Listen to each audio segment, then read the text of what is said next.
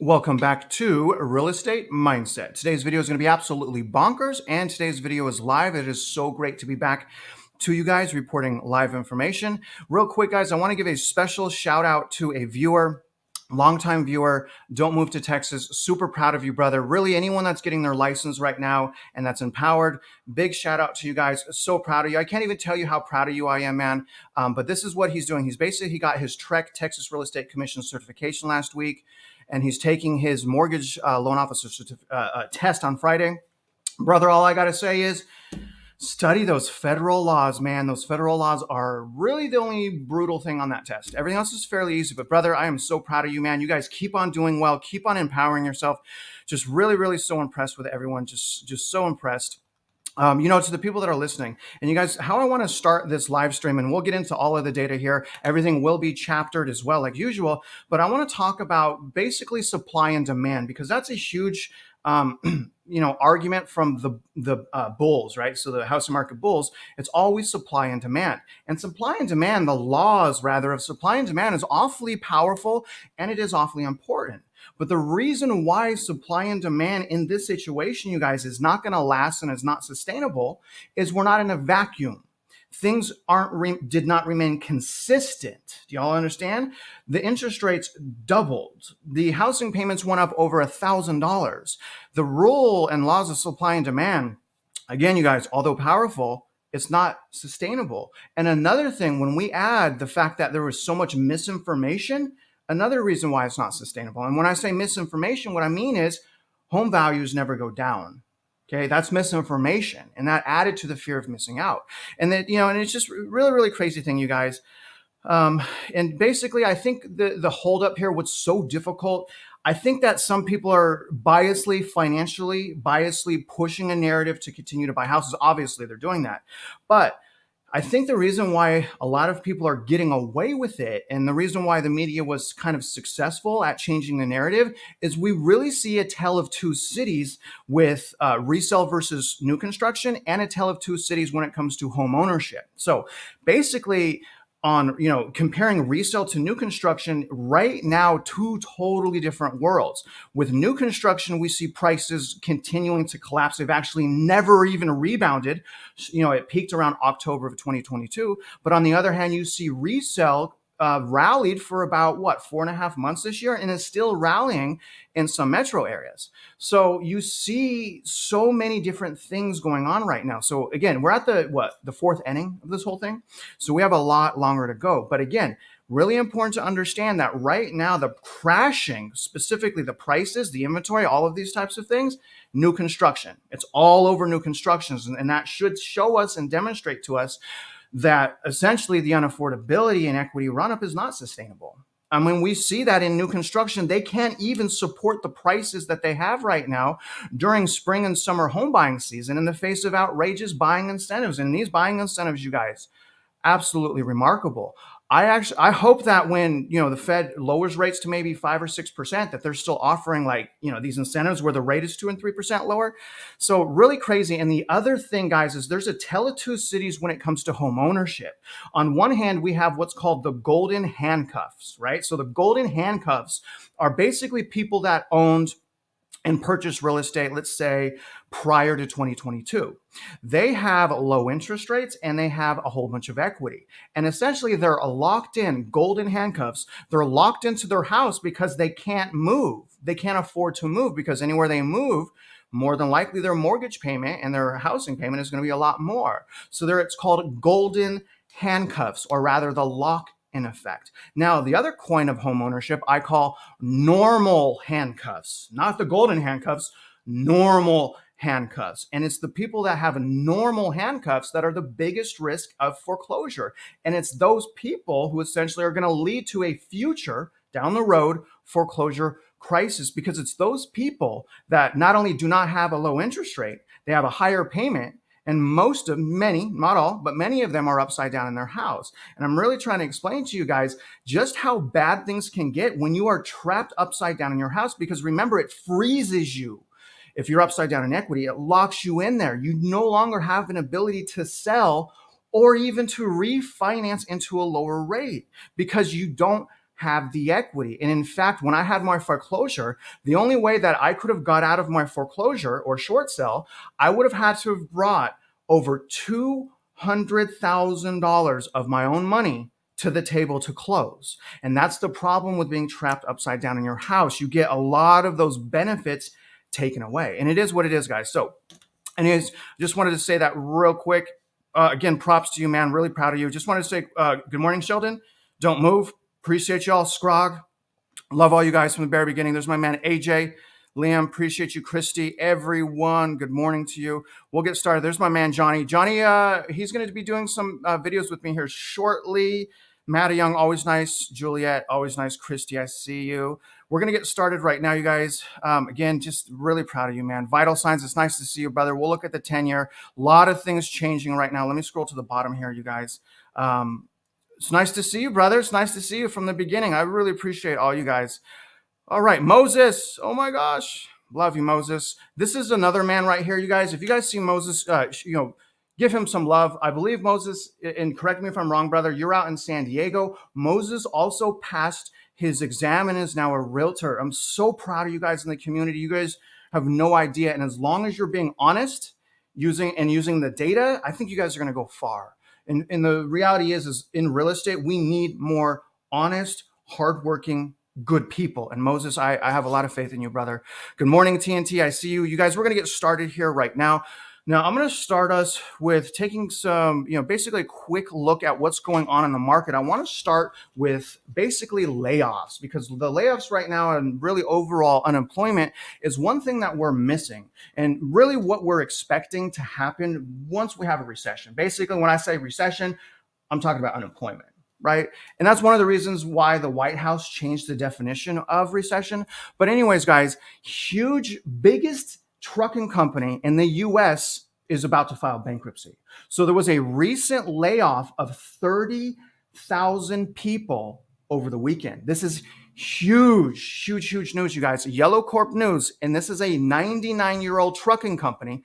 Again, so they made it through the Great Depression. Okay. This company made it through the Great Depression, but could not make it through what's going on right now. I want you guys to think about that for a second. And the company laid off 30,000 workers after shutting down operations. This is a huge deal because why? We're now seeing the layoffs spread outside of tech, right? You guys see what I'm saying? And let's read a little bit of this. Yellow Corp, a 99-year-old trucking company that was once a dominant player in its field, halted operations Sunday and will lay off all 30,000 of its workers. The unionized company has been in a battle with the Teamsters Union, which represents about 22,000 drivers and dock workers at the company. Just a week ago, the union canceled a threatened strike that had been prompted by the company failing to contribute to its pension and health insurance plan. The union granted the company an extra month to make the required payments. So, very interesting, you guys. Basically, in the middle of negotiations, they're like, you know what? We're just going to fire everyone instead. That's huge. So, a lot of people are asking, did the union fail here? Did unionizing, these employees fail here? I'm going to say probably not. Probably what failed here is their finances, right? And probably the lockdowns through COVID and the debt they got in as a result of that. But astonishing that they made it through the Great Depression and not what we have going on right here. And that's not all, you guys. Take a look at CVS. Same thing with CVS. This was an article that came out yesterday. CVS layoffs, healthcare giant, cutting about 5,000 non-customer facing positions. The layoffs are increasing and they will increase throughout this year. One of the reasons why the high interest rates, so companies are making less money, tightening credit standards, so it's harder for companies to get money. So there's a lot of things going on right now. Again, in the face of so many people saying that the economy is doing great. Okay, so CVS Health is eliminating about 5,000 jobs in an effort to reduce costs as it turns its focus to healthcare services. The cuts represent less than 2% of the company's total workforce, which comprised of roughly 300,000 employees at the end of 2022. There's a lot going on here, guys. And not only that, what happened yesterday? Look at this, guys. Look at this. Absolutely incredible. It's actually not incredible. Johnny texted me as soon as this happened. Johnny, I'll give you props. So Johnny's like, Travis, we got downgraded. And I was like, I responded to Johnny. I'm like, of course we did. Why wouldn't we get downgraded, right? But this is really impressive news that they downgraded the US. And let me read a little bit of the snippets here and kind of tell you guys why they were downgraded. But Fitch downgrades US long-term rating to AA plus from AAA. Okay. So Fitch Ratings cut the United States long-term foreign currency issuer default rating to, again, AA plus from AAA. The agency has placed the country's rating on negative watch in May, citing the debt ceiling fight in Washington. The repeated, and I want to point out that the dollar is the world currency. So when the world sees us playing these games, it probably doesn't look well. You guys see what I'm saying? So anyways, the repeated debt limit political standoffs and last minute resolutions have eroded confidence in fiscal management. That's fair. U.S. stock futures opened lower Tuesday evening after the downgrade. So let me just read it, just a snippet right here, you guys, and we'll stick back to real estate. Fitch Ratings downgraded the United States long-term foreign currency issuer default rating again, pointing to expected fiscal deterioration over the next 3 years. Okay. So they're saying over the next 3 years, there's basically fiscal deterioration and an erosion of governance and growing general debt burden. I think that's fair. The repeated debt limit, political standoffs, and last minute resolutions have eroded confidence in fiscal management. And this article goes on. I have a lot more here, you guys. I guess we'll just read this. In Fitch's view, okay, right here. In Fitch's view, there has been a steady deterioration in standards of governance over the last 20 years, including on fiscal and debt matters, notwithstanding the June bipartisan agreement to suspend the debt limit until January 2024. So they didn't like that as well. They're suspending it to 2025, not 2024. Fitch also highlighted the rising general government deficit, huge, which he anticipates will rise a whopping 6.3% of gross domestic product in 2023 from 3.7 in 2022. Cuts to non-defense discretionary spending, as agreed in the Fiscal Responsibility Act, offer only a modest improvement to the medium-term fiscal outlooks. So, in other words, you guys, I mean, the world sees the clown show going on. The thing that's sad to me is there's still a lot of Americans. There's a lot of people that still don't see what's happening going on, you guys. I see it in our comment section, not from a lot. Most people are getting it. Most people are like, at the very least saying, okay, we'll be cautious.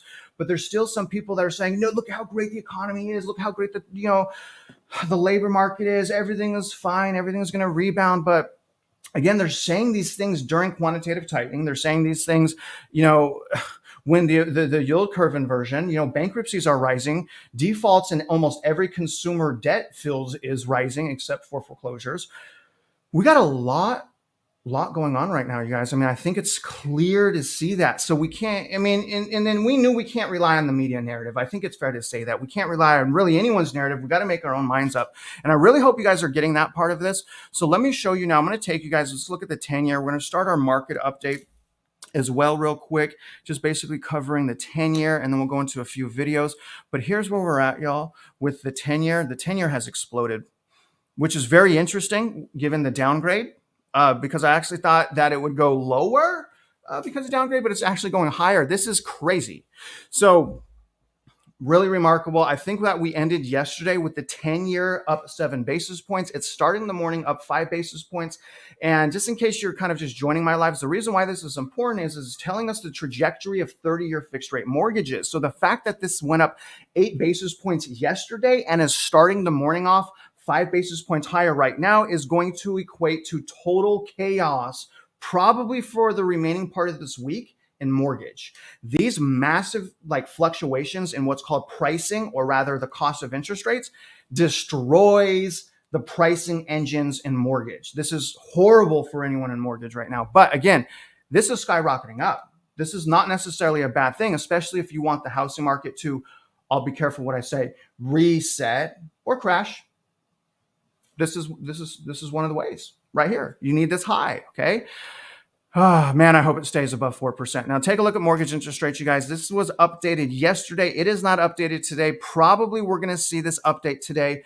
I'm going to guess probably around 7.2. This is absolutely remarkable because in the face of this overwhelming unaffordability, these higher interest rates, these overvalued houses, there are literally still people purchasing.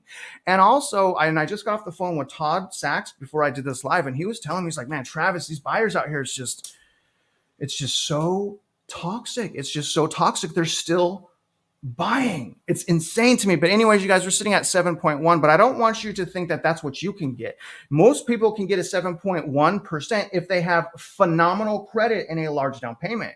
If you have challenges like almost every American in the United States, your rate's going to be 7.5, high 7%. But again, get with the loan officer. You'll know a little bit better about that. Now, we're going to go into our first video. I appreciate you guys sticking with me, and I'm going to be fast today, you guys. I have to go to work. I have a full-time job. I think you guys know that. So I'm going to my corporate office, huge meeting today. Wish me luck on that. It's pretty crazy what's going on right now. So we're going to do our first video, and you guys, our first video is basically JP Morgan basically expecting a recession around year end. Let me please explain why we're talking about a recession on a real estate channel. The reason why is well, first of all, there are so many things that happen in the economy that impact real estate. So for that reason alone, we got to talk about some boring economy stuff, okay? But I believe, okay, and listen to me, because I always ask myself why. Like if I thought something would happen, it didn't happen, why?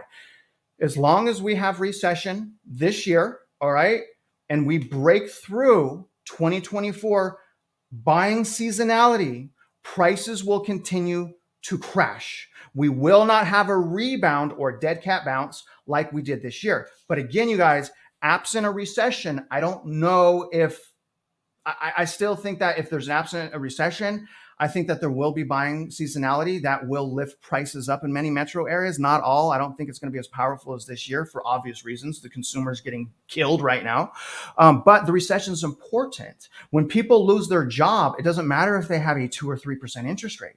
If they lose their job, it doesn't matter if they have golden handcuffs. If they lose their job, they can't afford to live. Their plans go right out the door. I know that because it happened to me. And it was really horrible. But anyways, we're going to go into this video. This is about a recession. It's probably going to happen at the end of this year, according to these really smart people. So I hope you guys enjoy. If you can, please let me know that the audio is okay. Both of you, let's get right to it, Bob. And you are not fully persuaded by this little breakout today, are you? Not really. I think the market's concerned that perhaps inflation isn't as low as the Fed would like to see it. Even though there's been disinflation, it's coming down. Growth is slowing. Markets get concerned that the Fed may have to come back and keep hiking rates. We heard that from Kathy just a few minutes ago. But it sounds like the market also thinks the Fed is done. So here's the thing. On a day like today, purely technical, right? We get the worse than expected data. We don't suddenly have them pricing in, a September hike or anything like that. So why are yields jumping? And then everyone's saying, well, it's just a supply issue. There's going to be, trillions of supply coming down the pike. Okay, fine. But why today? Why is this pushing, everything higher today? Well, there's a lot of technical movement in the market today. CTAs are pushing the market lower. There's been some selling. They're forcing yields up. We tend to just want to look through that. We want to concentrate on the data. That shows things are slowing down. I know you just talked about ISM, but the one component of the ISM that we spent a lot of time talking about was employment. It continues to decline. You've only seen it at these levels when the Fed has been cutting rates. So either this is something brand new, or the markets, the data in the markets, the economy is telling us we're going to see slowdown. So you're in the recession and the lower bond yields camp. Absolutely. Okay, 10-year level, next move from here. Well, maybe I shouldn't ask you next move because at this point, who knows? But what's the ultimate move, do you think, in the next 12 months or so? We see the U.S. in recession somewhere around year end. We see the Fed cutting rates before then. We think they'll have to go down to 2.5% to 3%. We see the yield curve pretty steep. We can see the entire yield curve, say 6 to 9 months from now, 3%. Interesting. Okay, I wanted to set up Rich Bernstein with all of that said. So Rich, and I know you've been more constructive in kind of saying, everyone's been calling for a recession. It's not here. But have people now gotten so bullish it's making you bearish? No, no, Kelly, I wouldn't say I wouldn't say that. I think, I think to some extent the focus on the ISMs, one has to be a little bit careful right now. Remember, the ISM is just a diffusion index, and it basically asks the question, are things better or worse? So when we were in a pandemic, of course, everybody answered it's better. It's not going to get worse than a pandemic. So things got better. Then things were much, much better than people expected. So now then everybody said things are worse, right? But that doesn't mean, as it would historically, that there's necessarily a recession coming, because the amplitude of those betters and worses is so extreme. So I think we have to take that into account here. Now, your point that you just said a second ago, a year ago at this point, 90% of economists were saying we were either in a recession or one was imminent. I think that's down to about 40% now, roughly, take or leave a little bit on that. And so, I do think that, a recession's looming out there. I don't see the point to trying to time it and say it's going to start next Thursday at 2:15 in the afternoon. I just don't think that's a fruitful investment strategy. No, but what I'm trying to figure out, and maybe this was not a fruitful idea, but okay, I've got T-bills over here, at 4 or 5%, depending on, and then I've got the stock market, and I go, well, I know we don't always have to pick, but kind of which one's more attractive? Where's the risk reward looking greater? Right. For a while, it seemed like it was T-bills. And then the stocks ripped higher, and now you go, well, do you chase the market here after this move that we've seen, or do you kind of pivot and go, well, maybe these yields are early? You know what I mean? That's what I'm trying to figure out. Right. So I think there's two answers two questions in what you just said. One is cash attractive, and I think the answer to that is, of course it is. That's how the Fed imparts monetary policy on the economy. They try to disintermediate as much of the economy as they can. And so, of course, when the Fed wants to try to slow the economy, of course, cash is attractive. I think it's unfortunate that investors fall in love with cash. You always have to remember you just date cash, you never marry it. But is cash attractive? Of course it is. And that's the Fed intent in doing that. Now, in terms of the market, remember, our view has been the market's been like a seesaw. And on one side of the seesaw, you have the tech, innovation, crypto, everything sexy on one side. And on the other side of the seesaw, you have literally everything else in the world. I think if you're in the sexy side right now, and I think you do have a lot to worry about. If you're on the other side of the seesaw, I think the menu of opportunities is huge, potentially historically large. So but then I look this morning and some of the names Don was highlighting earlier, JetBlue, Norwegian. I mean, these are the travel parts of the economy. This is the everything else. And the stocks look terrible. Yeah, but then let's look at the other side. I mean, nobody's talking about how China has outperformed the NASDAQ 100 substantially over the past 2 months. So there are things going on that are more optimistic.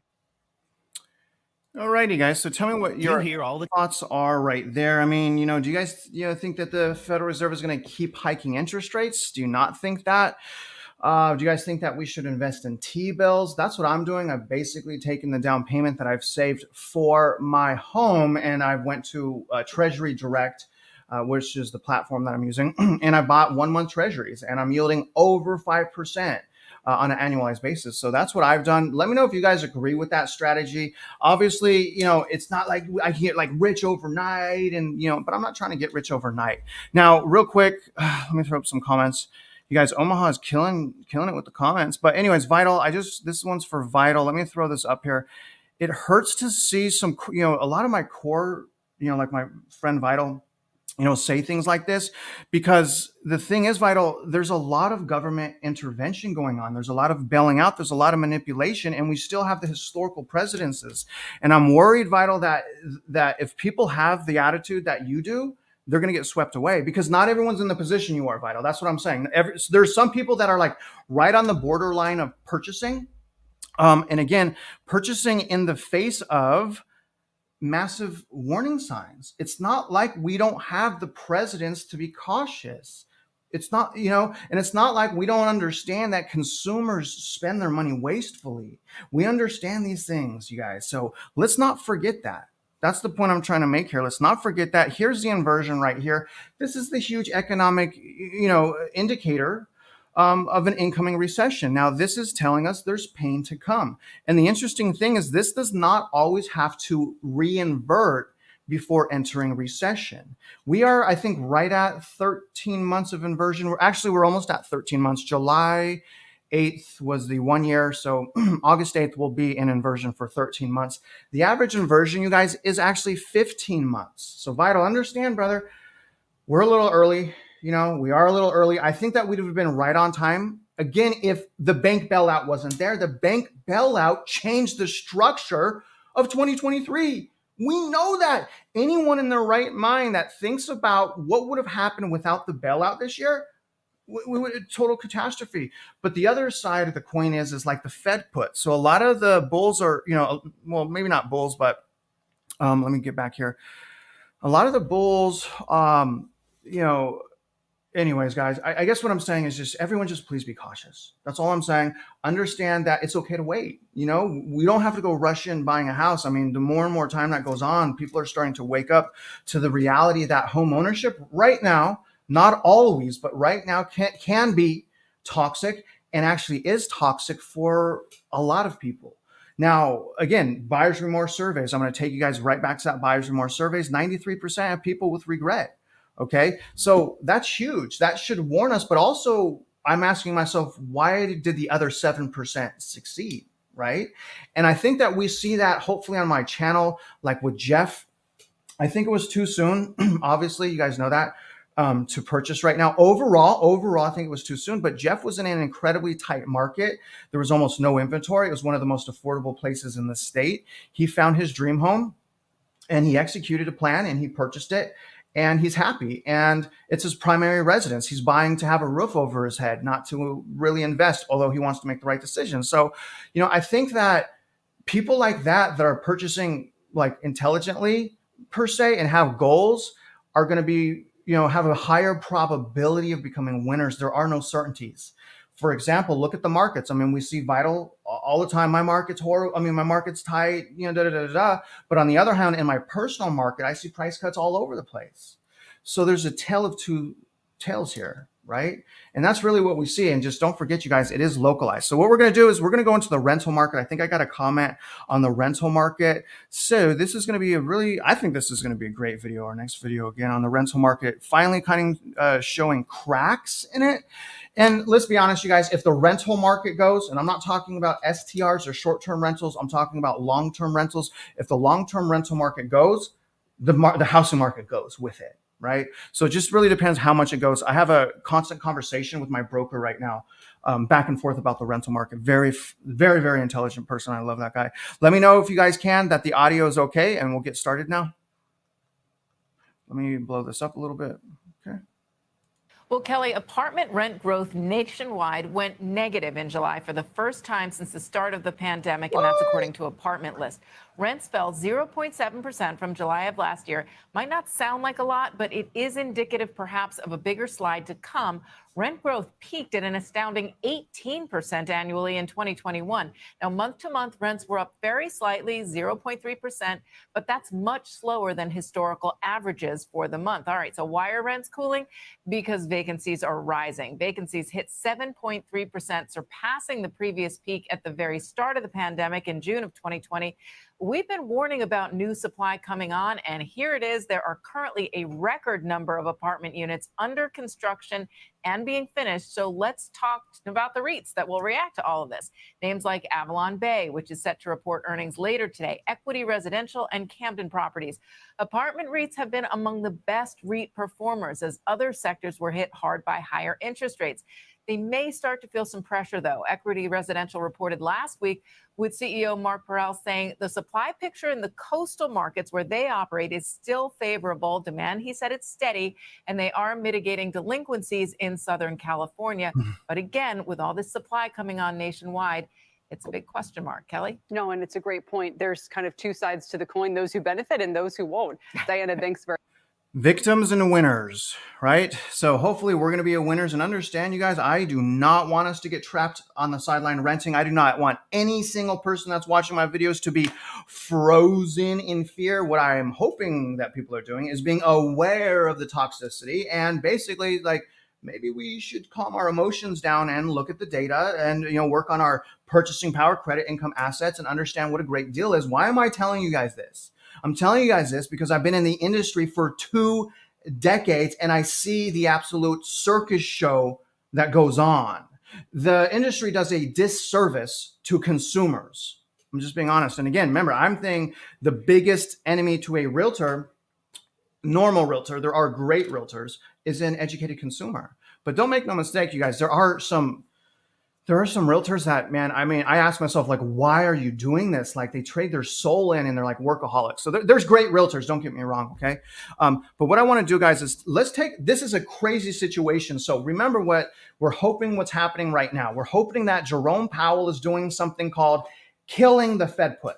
But so far this year, you guys, it does not look like he's doing that. And that's another reason why the bulls have an argument, because they're like, well, if anything happens, the Fed is just going to bail them out, right? And there's a precedence there. So I understand that point. And that's something that I'm like, you know what? That's possible. I could be completely wrong about everything. The federal government come in, bail out everyone, put together new programs. That is a possibility, right? But the thing is just the situation is so interesting because the reality is, and listen to me, I know things are breaking. I know prices are going down, but interest rates aren't high enough. Okay. Overall, they're not high enough. It's just they can't go higher because the whole economy breaks like overnight almost. But you guys, the interest rates aren't high enough. I hope everyone understands that. And more than likely, they're going to need to be higher. So what we're going to do is we're going to look at the 5-year break-even inflation gauge. Okay. Now, this is something that the Federal Reserve watches to see what the market is doing. Like if this is high, this is basically signaling to the Fed that they need to tighten more.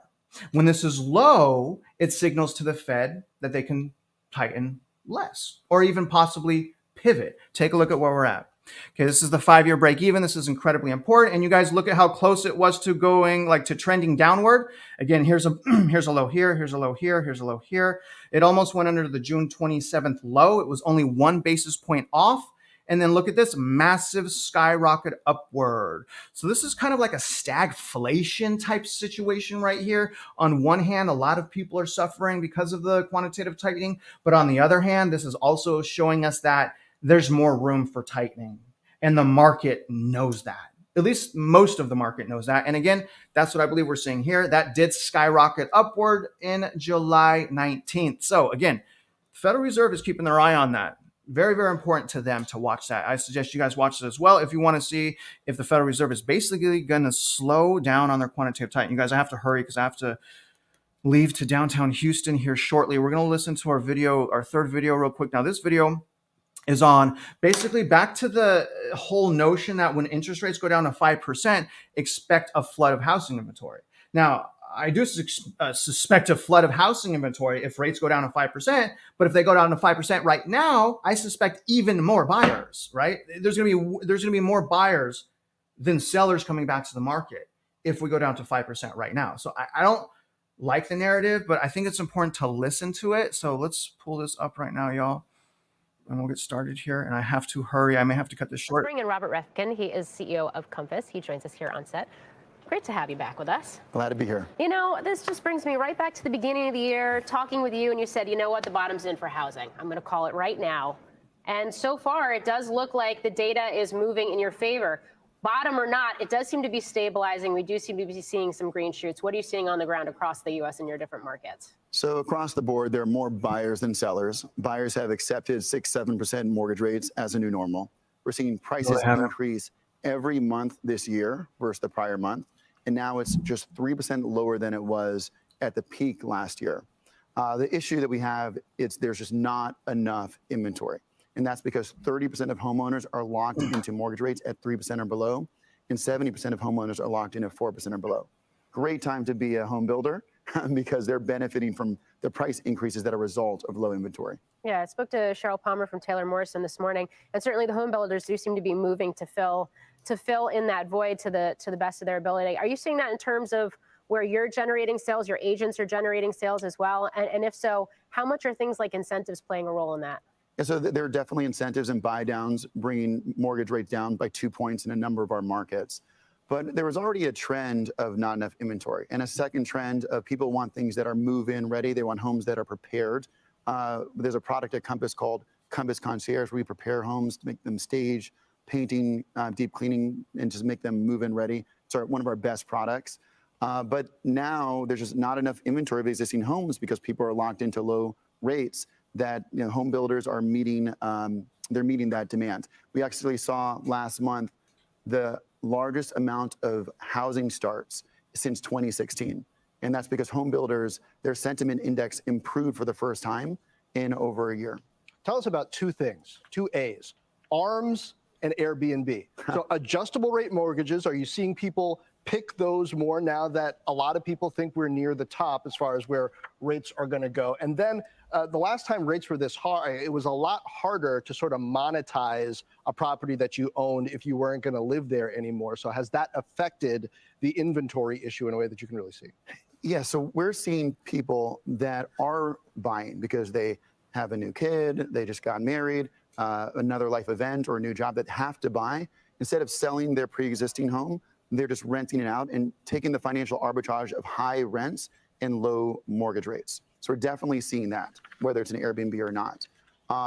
But the issue that we are seeing is we need to have an unlock of inventory. It's probably going to happen when mortgage rates get to 5.5% in a sustainable level. At that point, I would expect there to be a flood of inventory in the market, and it'll feel like the pandemic craze all over again.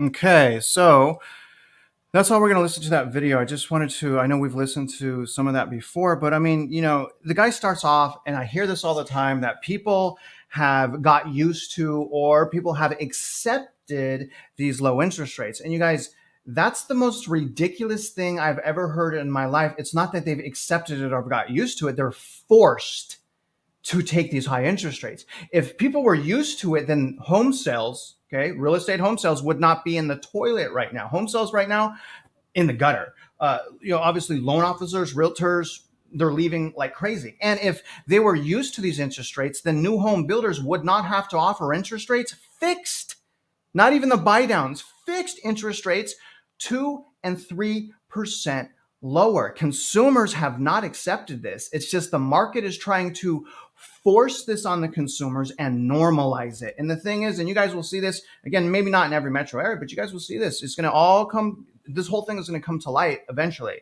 And everyone's going to see that, yeah, these people should not have bought these overpriced houses. You should have waited, and it's your fault if you did. But I'm sitting here thinking and remembering yeah, it is your fault if you sign the dotted line, but I can't help but be a little bit empathetic to people that purchased over the last year and even currently, because look at the narrative.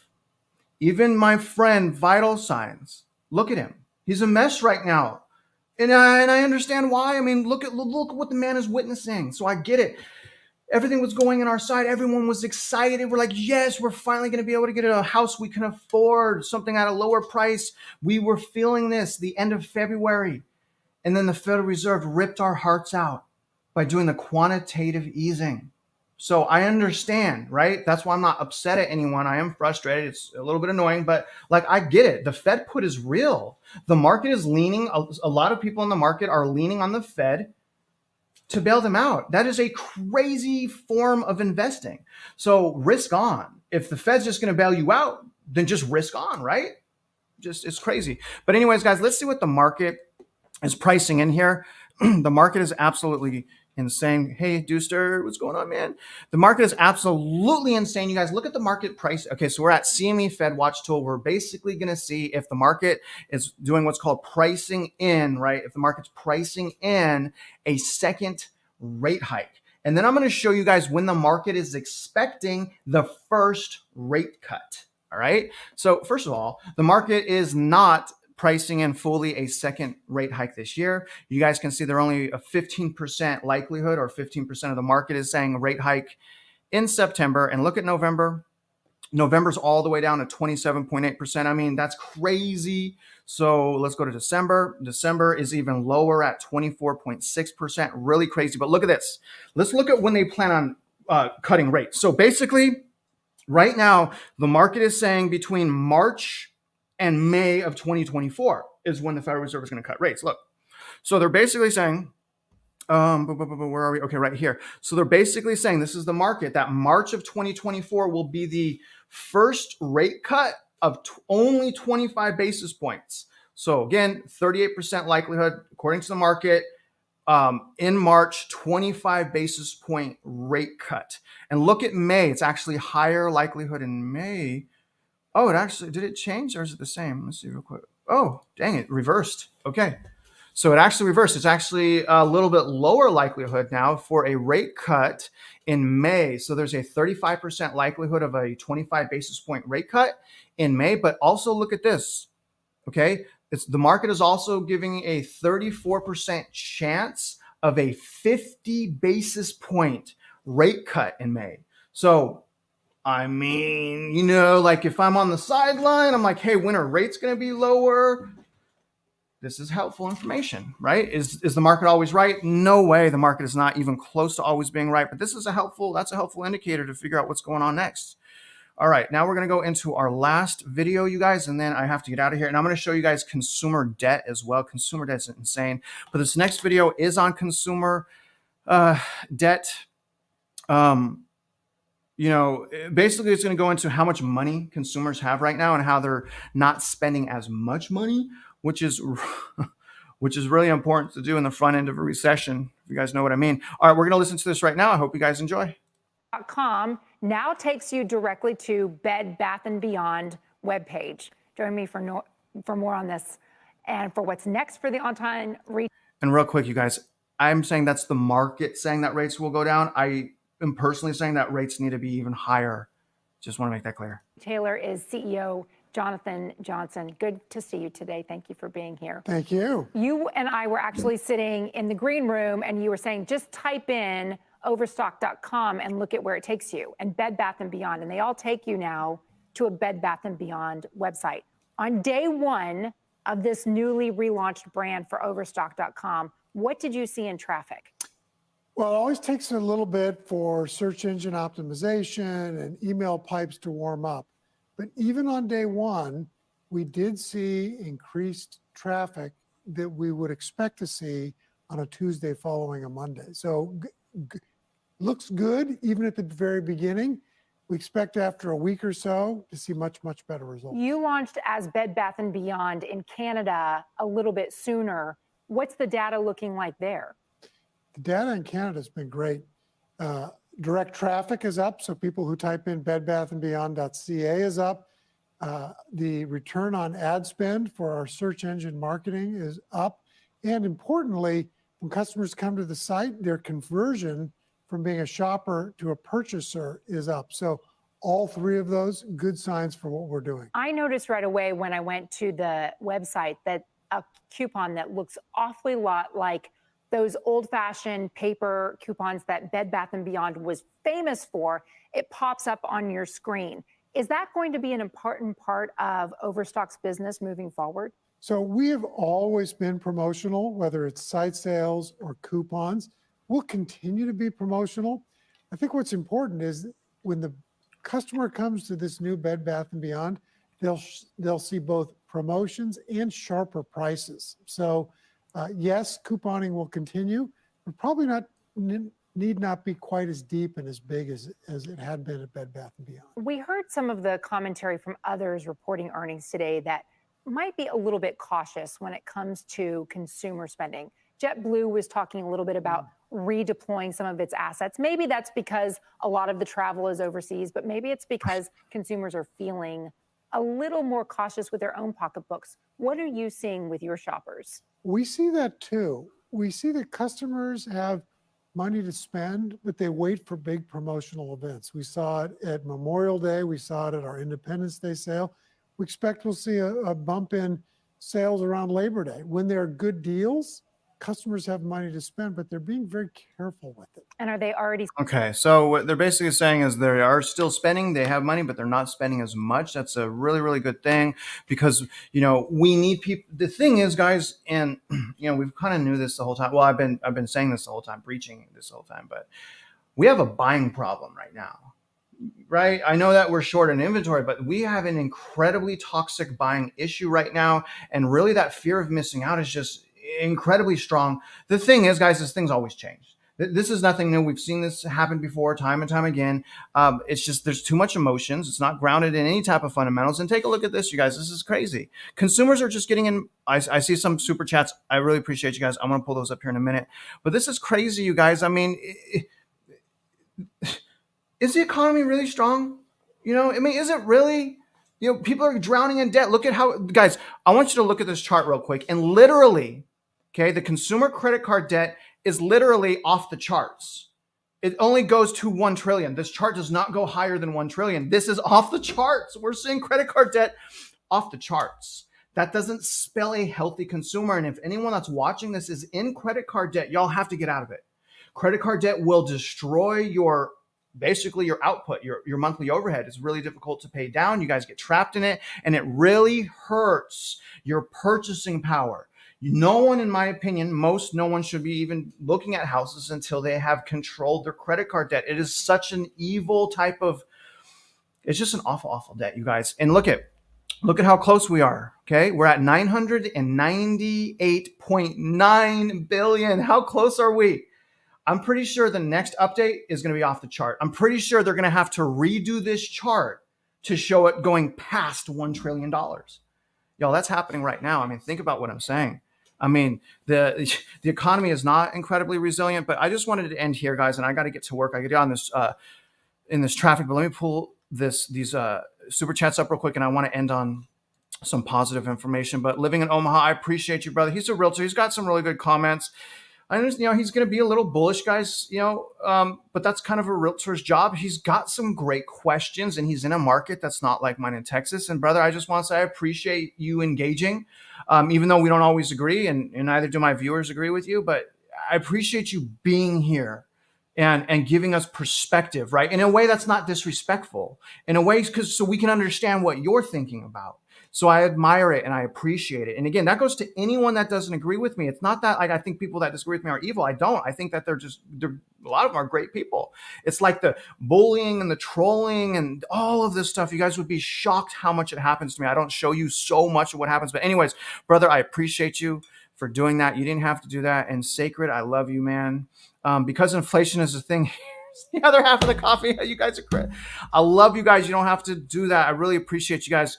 But I really want to tell you what we should be doing with this information, right? We need to continue to think of what we should do. So like, for example, if you're someone like Vital Signs, okay? So if you're someone like Vital Signs, this is, and I'm going to say this with love, y'all need to chill out. Y'all are priced out anyways. Why are you freaking out, right? If you're priced out, calm down. You know, there's no point in stressing out. That's just going to hurt you and everyone around you in your life.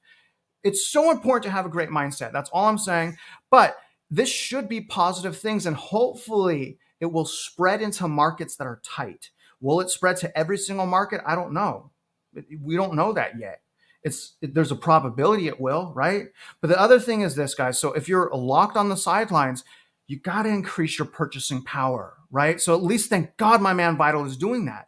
So I'm looking at Vital, I'm like, dude, you're priced out anyways. You're improving your purchasing power. Your credit's better. You're saving more money. Like, you should be so proud of yourself, man. And I am so disappointed to see how discouraged you are when the reality is you should not be discouraged with yourself. So again, what you should be doing with this information is take it as a sign that, hey, money is important right now. And if you're one of these people like I am on the sideline that is stacking our money, as much money as possible, I'm saving almost every single penny I can, the probability that we will become a winner is much greater.